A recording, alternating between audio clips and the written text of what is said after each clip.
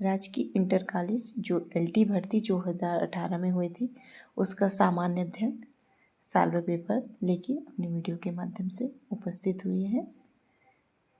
शुरू करते हैं। पहला क्वेश्चन है, निम्नलिखित में से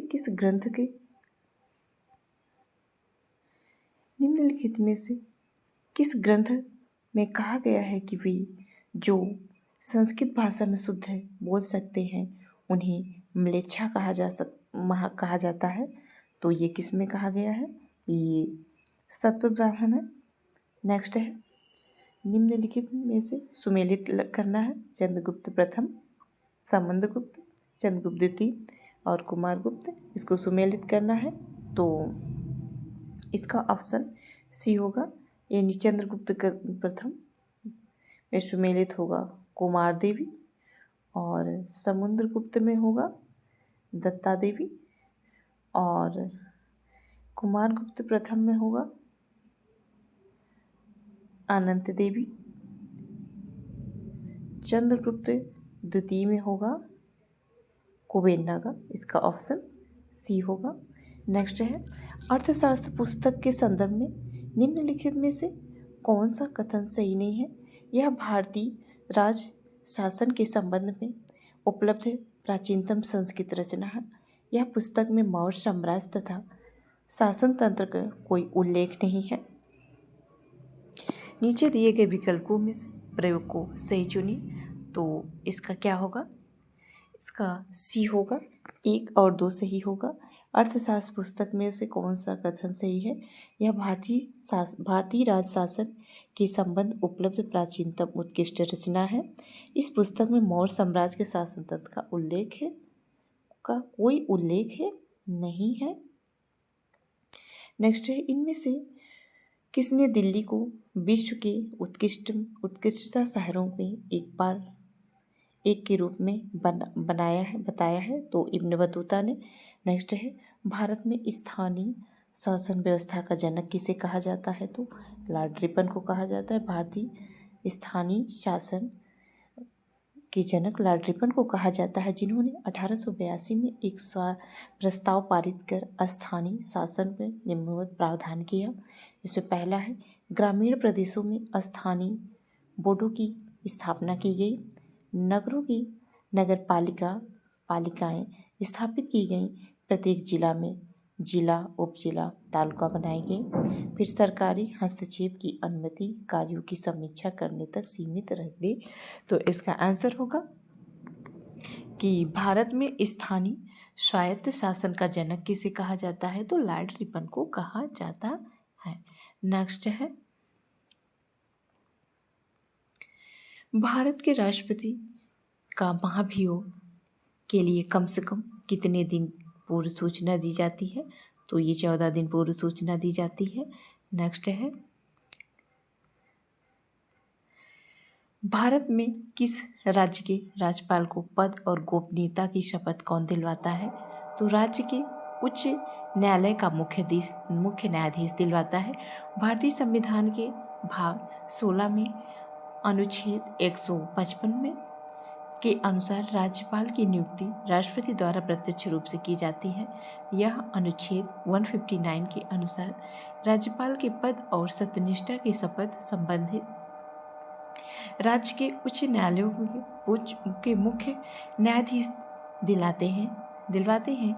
उनकी अनुपस्थिति में वरिष्ठ न्यायाधीश शपथ दिलवाते हैं। ये महत्वपूर्ण पॉइंट है। नेक्स्ट है, भारतीय संविधान के किस भाग में पंचायती राज के 3 सोपानों की विवेचना की गई है? तो ये 9 में, हमारे संविधान के भाग 9 में पंचायती राज के 3 सोपानों की व्यवस्था की विवेचना की गई है। त्रिस्तरीय 3 सोपानों में पंचायती राज व्यवस्था बलवंत राय मेहता समेत 1957 की सिफारिशों का परिणाम था। हमारे मूल संविधान में इस अधिनियम की अनुच्छेद 40 में एक व्यवहारिक रूप से वर्णित किया गया था, जिसमें यह कहा गया कि ग्राम पंचायतों को गठित करने के लिए राज्य कदम उठाएगा और उन्हें आवश्यक शक्तियों और प्राधिकार प्रदान करेगा, जिससे कि वे स्वशासन की इकाई के तहत कार्य करने में सक्षम हों। इस अनुच्छेद राज्य की नीति निर्देशक सिद्धांतों का हिस्सा 24 अप्रैल 1993 में 73वें संविधान संशोधन अधिनियम 1992 के द्वारा राज्य के संविधान में एक नया खंड नवे सम्मिलित किया गया। इसी अधिनियम के द्वारा संविधान में कुल कितनी अनुसूचियाँ जोड़ी गई? कुल 11 अनुसूचियाँ जोड़ी गई। हमारे संविधान के किस भाग में पंचायती राज के 300 सोपानों की विवेचना की गई है? तो 90 में। नेक्स्ट है, निम्नलिखित में से किस राज्य में तेल शोधशाला नहीं है? तो ये गुजरात में है, केरल में है, पश्चिम बंगाल में है, छत्तीसगढ़ में नहीं है। फिर अगला है, निम्नलिखित में से कौन सी नदी ऑस्ट्रेलिया में नहीं बहती है? तो ऑरेंज रिवर यानी Hunter river, Flinders river, Gilbert river, ये सब ऑस्ट्रेलिया में बहती हैं। नेक्स्ट है, निम्नलिखित में से किस राज्य में 2011 की जनगणना का ह्रास अभिलिखित हुआ है? तो नागालैंड में। वर्ष 2011 की जनगणना के अनुसार राज्यों की जनसंख्या में वृद्धि हुई। केरल में 4.9%, सिक्किम में 12.9%, नागालैंड में -0.6%, मणिपुर में 24.5%। आंकड़ों से स्पष्ट है कि नागालैंड एक ऐसा राज्य है जहाँ पे जनसंख्या में ह्रास हुआ। मानथन के अनुसार निम्नलिखित में से कौन सा जनसंख्या नियंत्रण में सर्वाधिक प्रभावी है? तो जन नियंत्रण सर्वाधिक प्रभावी है। जनसंख्या और खाद्य आपूर्ति के संबंध में थॉमस माल्थन महत्वपूर्ण नियम बताए। माल्थन ने कहा कि जनसंख्या में वृद्धि ज्यामितीय गति से होती है, जबकि उनको उपलब्ध खाद्य पूर्ति अंकगणितीय गति से बढ़ती है। इस प्रकार दोनों के मध्य संतुलन स्थापित करने के लिए जनसंख्या नियंत्रण आवश्यक है। माल्थन ने जनसंख्या नियंत्रण के कई उपाय बताए, किंतु उनमें से प्रभावी उपाय नैतिक नियंत्रण यानी जन्म नियंत्रण है। यानी माल्थन के अनुसार निम्नलिखित में से कौन सा जनसंख्या नियंत्रण का सर्वाधिक प्रभावी है? तो जन्म नियंत्रण। निम्नलिखित में से कौन सा एक जीवोम नहीं है? तो पारिस्थितिकी तंत्र जीवोम नहीं है, यानी बायोम और जीवोम पारिस्थितिकी तंत्र का ही एक प्रमुख अंग है।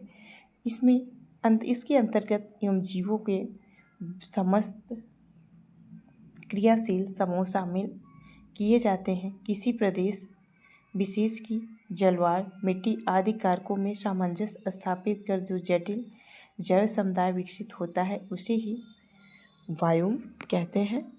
बायोम के अंतर्गत निम्नलिखित तंत्र सम्मिलित है: सदाहरित वन बायोम, पर्णपाती वन बायोम, सवाना बायोम, घास स्थल भूमि बायोम, मरुस्थली रेगिस्तान बायोम, टुंड्रा बायोम। इस प्रकार के परिस्थिति तंत्र बायोम नहीं है, बल्कि किसी बायोम में ही एक प्रकार का पारिस्थितिकी तंत्र होता है। नेक्स्ट है, दुधवा नेशनल पार्क किस राज्य में स्थित है? तो उत्तर प्रदेश में। दुधवा नेशनल पार्क उत्तर प्रदेश लखीमपुर खीरी में स्थित है। यह उत्तर प्रदेश का नेशनल पार्क है। राष्ट्रीय परिवार स्वास्थ्य सर्वेक्षण के चतुर्थ अंक के अनुसार वर्तमान TFR क्या है? तो ये 2.2 है। निम्नलिखित जनगणना वर्षों में से किसे भारत का महाविभाजन वर्ष कहा गया है? तो 1921 को भारत में पहली आंशिक जनगणना की शुरुआत हुई। 1872 में लॉर्ड रिपन मेयो के शासनकाल में हुई, किंतु नियमित और प्राधिकृत जनगणना का श्रेय लॉर्ड रिपन को जाता है, जिन्होंने 1881 में यह कार्य किया।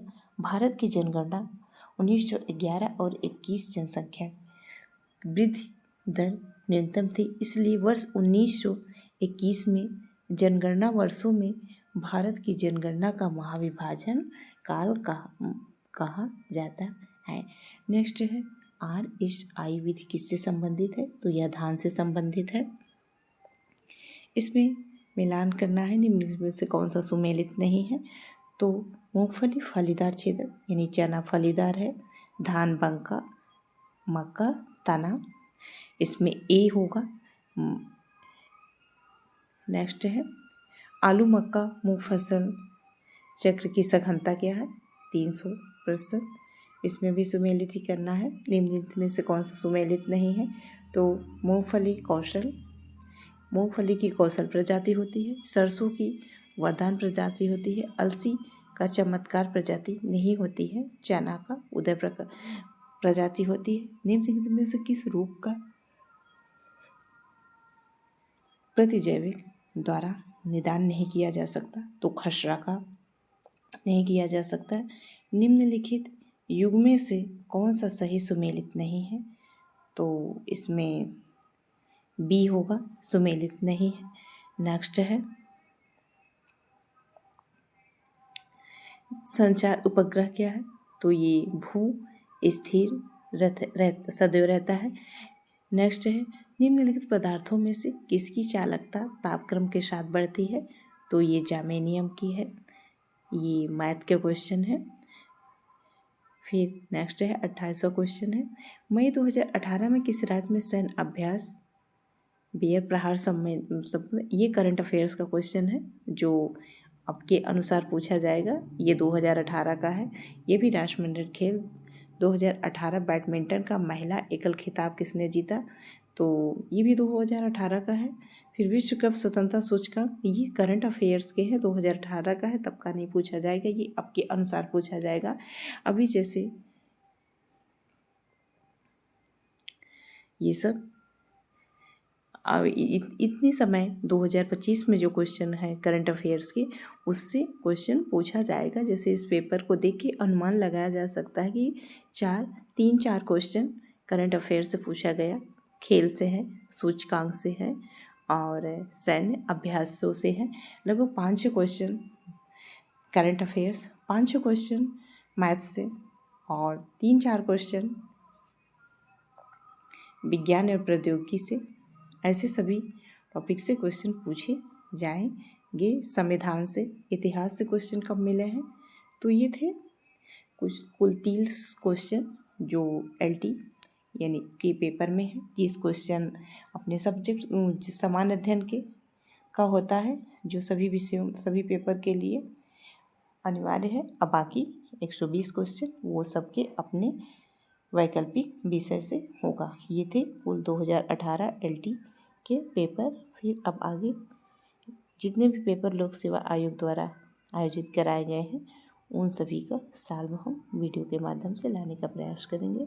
आशा करते हैं आप सभी को वीडियो अच्छा लगा होगा और इस पेपर से को देख के, इस वीडियो से आपको आने वाले पेपर में अनुमान लगा सकेंगे कि क्वेश्चन कैसे आए हुए हैं। जी, आप सभी को वीडियो देखने के लिए धन्यवाद।